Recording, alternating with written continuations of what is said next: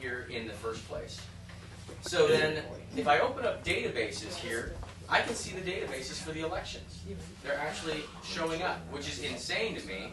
And I also see these extra databases that I can tell you about a little bit later, but we'll ignore that for now. The first thing I did when I got in here is I went to the 2020 Mason County General. And I was shocked when I clicked on it, it opened right up. It's not, there's still no password. Didn't tell me access denied. It's just like a wide open door into here. And I looked at tables, and I see, well, these are all the database tables. And a table is like a different folder in a file cabinet. Think of it like that. And each folder stores different pieces of information. That's what each of these tables are. So I looked through these, and I found one called Choice, and I thought, that's interesting. It's the first one I looked at. And I right-clicked it, and I selected this option, Select Top 1,000 Rows. Because I wanted to see what was in it, if it would even show me. I didn't know if it would let me see what was in it. But I clicked on it, and boom, it pulls it right up, and it actually shows me the different choices on the ballot. So I'm looking at the no, yes, for, no. I see the candidates' names are all here. And then there's this column here called Internal Machine ID. And this column, this ID number, because computers deal with numbers, not really names, there's always a mapping in a database between a name and a number, very common. And I saw these numbers associated with these names, and I thought, could I just flip the election if I just flip these numbers? So, for instance, I went to the bottom, I saw Joe Biden, I saw Internal Machine ID of 1. I figured, well, if there's a Biden, there's got to be a Trump on here. And I'm just taking you through what I did initially. This is my first test. And I saw Trump had a 2. So what that tells me is when they were programming this ballot, they were designing it in the system, the first one they put on was obviously Biden, and then Trump was the second one. There'll be a third, and a fourth, and a fifth, and they just got assigned numerically, okay?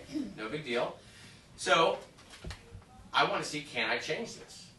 So before we try to change it, we need to know what the results are. I found another little script. It's called a stored procedure, and this is really important. The stored procedures are a way to put programming into the voting system without going through their testing or certification. And I don't have time to go into the details on that, unfortunately, but that's a really important point. But I saw this contest results procedure here, and I ran this procedure, and I have to put in a contest ID number. I put in 1 because I didn't know what else to start with. I didn't even know what it was asking. Hit 1, and it pulled up the presidential contest results. And you can see Biden, 31,000 votes, Trump, 56,000 votes right there. You see that? I might be able to zoom in. Let me see if I can zoom in. Oh, that did not work. All right. Well, we'll trust you. Trust. Well, I can pull it. I know. Don't trust. I mean, we can see. I'll remember. There it is. Number of votes, 31,000, right, and 56,000, right there. Okay. So let's now see if we can flip those results. So I'm going to pull up that same table again. Choice. Right here, and I'm going to select Edit this time. Now, when I selected Edit, I figured it was going to tell me, no, you can't make changes. Because it's one thing to be able to see what's in the database, it's a whole other thing to be able to change what's in the database. And I figured, well, there's no way they would let people just make changes to this. That would be insane. So let's go down the bottom here. There's Biden. There's the 1. I'm going to press 2. Now, when I press Enter, I expect it to tell me access denied. You can't make a change. And I expect it to set alarms off and put it in the logs that there's someone attempted to make a change to right? Did you hear that alarm? No. There wasn't one. It's a sign. Not even a beep, not an alarm, not a notification. It's not even tracked in any log file. I was able to just change that with a click, and that's it. And so there's Trump. I'll change that to a 1. Took it no problem. Now we go pull this report again.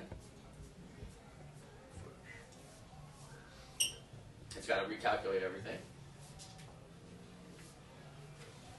And there you go. Biden, 56,000. Trump, 31,000. So Biden just won. Well, it explains how that. That's how easy it is to do it inside this system. And they've built in this software. This is part of the thing they call the trusted build. This is tested and certified. And it's been tested for years and years and years. All these new versions all get tested. So that multiple testing labs have allowed this in there. It's been certified over and over again every year. It's used for over 40% of the votes in this country. Fulton County, you might have heard of that, right? They use Dominion.